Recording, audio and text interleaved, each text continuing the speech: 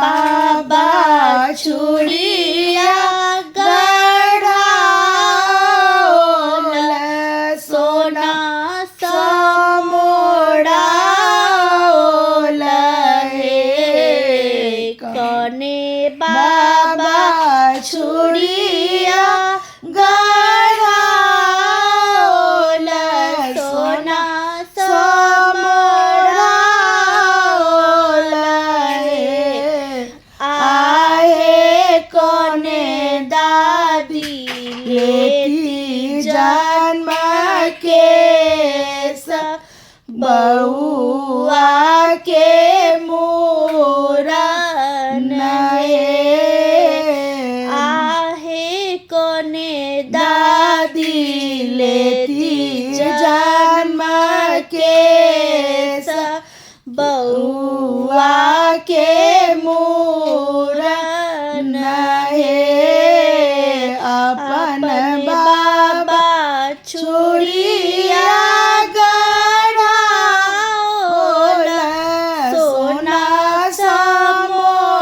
समोड़ाओल हे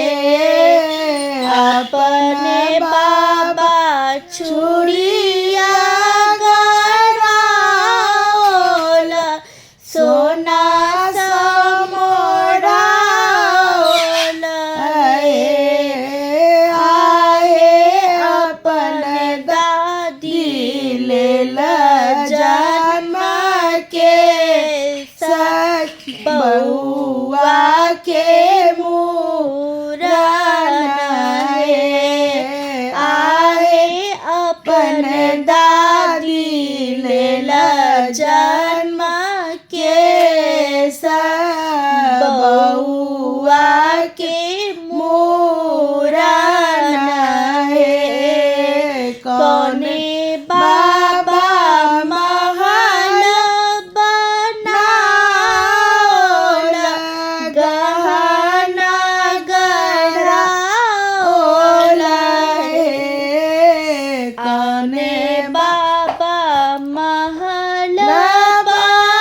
बनाओल गहना गढ़ाओल हे आहे कने दादी पहिरथी पटोर बउआ के मूरन हे आहे कने दादी पहिरथी पटोर बउआ के मूरन हे अपन बाबा महल बनाओल गहना गढ़ाओल हे अपन बाबा महल बनाओल गहना गढ़ाओल हे अपने दादी पहिरथी पटोर बउआ